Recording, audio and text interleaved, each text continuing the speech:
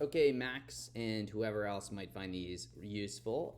Today we're going to review Halina, Filipina by Arnold Arre. This is in the continuing series of reviewing graphic novels, hopefully one from every country in the world, or that represents every country in the world. And this one, obviously, as the name probably implies, is about the Philippines. My wife is Filipino, so of course this was going to be a cool one to read. And as always, I'm going to use my very high technology scoring methodology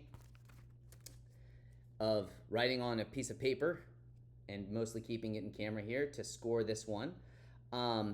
Using the 5 categories that I created last time, and I'm going to slightly expand on one of those categories. So first off, characters. So who is this story about? The 2 main characters here are Chris and Halina, who is a Filipina from New York City, and Chris is a local to the Philippines. A lot of this book, without spoiling it, is sort of about them just getting to know each other and their relationship. To give you a sense of some of the artwork, I'm just pulling a random page. This is Halina, and she's basically seeing the Philippines for the first time, meeting some of her family. I thought the characters were both strong. This is a rom-com story of sorts, but not a typical one, which I really liked. I think that I gave them a 6 overall for characters because I thought they were both interesting and not just like a cookie cutter rom-com type of story. They had both really interesting developments and separate arcs, but I also don't think that either of them totally stole me. I don't want to say they're one-dimensional. They definitely have their own quirks and things that make them interesting, but I don't think I was like fully pulled into these characters like I have been in other graphic novels in the past, such as the last one I reviewed in my previous video about Vietnam, The Best We Could Do, where that character and her family were so central and they just really drew you in. I didn't quite feel the same way here, but still like them. Thought that was like a 6 out of 10 type of score. In terms of the art, I sort of already showed you, but I'll show another like random page. The entire book is in black and white, so you don't get very much interesting, colorful visuals, obviously. The only color of the whole thing is actually the title page. And that's not against it, but I think I gave it only a 4 out of 10 because I think one of the ways I think about the artistic sense of it is how often do my eyes sit on the page just looking at the actual pictures versus how much am I reading for just the story. And to me, this was much more of a story book. I think the art, what it really does, and actually kind of that's why the history culture category, which is next, gets a high 7, is I think what the art in this book does is it really sets up the feeling of being in the Philippines. I'll read one of the reviewers of this book because I thought this was just a really good paragraph. But when you read any of Arnold's work set in the Philippines, the characters and the settings generally feel Filipino. They feel like they're set in very specific parts of the Philippines from very specific parts of society.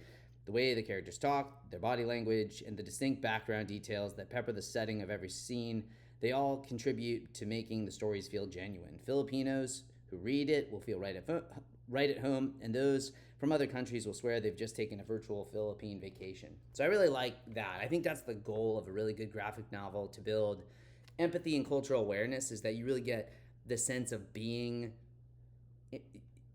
like a virtual tour in that country. Like you got a little bit of the sense of like what it lives to mean, like what it would mean to be on the grounds there. I'll give a couple quick examples here. Again, I thought the culture was really strong. So that was this quote by someone that reviewed the book. And just a couple of examples of how I think this book does convey some things. I know a few things about the Philippines by, obviously being married to a Filipino. One of the reasons, and it's a little hard to see this, but the character Chris talks about the fact that his name Chris comes from a novel by Rizal, who, if you know anything about famous, novels from the Philippines, there's basically a very famous one, Touch Me Not, or called like the Noli locally. But basically every person in the Philippines would have read this book. It's incredibly popular. And so, again, it's like a little detail there that one of the main characters is named after the main character of the most popular novel from the Philippines. And yet again, my computer went on sleep mode. This is maybe going to be part of this review where I have to type in my password halfway through.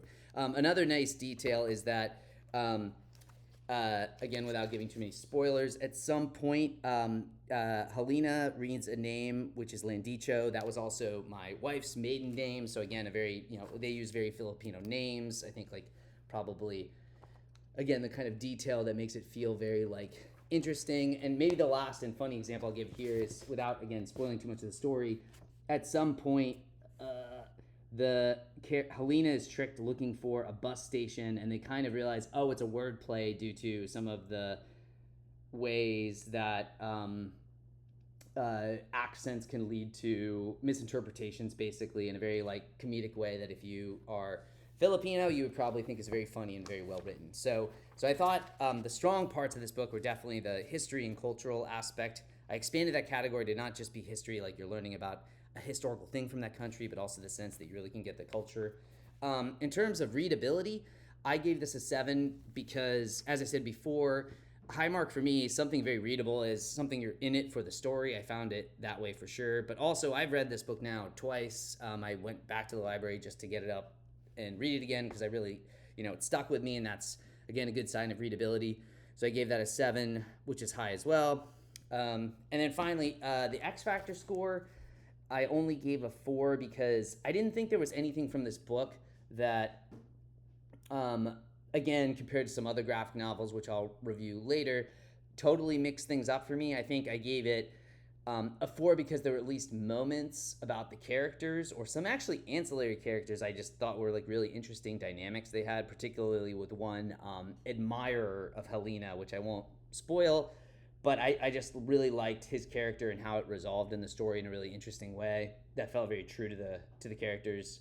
And the fact, again, that it's a love story, but it's not a traditional one. So I think like it's not like it definitely has innovative elements to the story, but I think that the art and the story and the characters didn't like absolutely blow me away as doing something that was completely unheard of from the way that some other graphic novels have.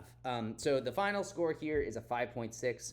Again, everything's out of 10, and I think that I'm going to continue to be critical and use this methodology. A 5.6 is actually very good. It's like definitely above average graphic novel, but I think if we actually see an 8 or a 9, that's probably going to be for some of the greats like Mouse or Persepolis, and even they might just be barely squeaking by because it's really it's hard to get a 10 out of 10 or a 9 out of 10 on these categories.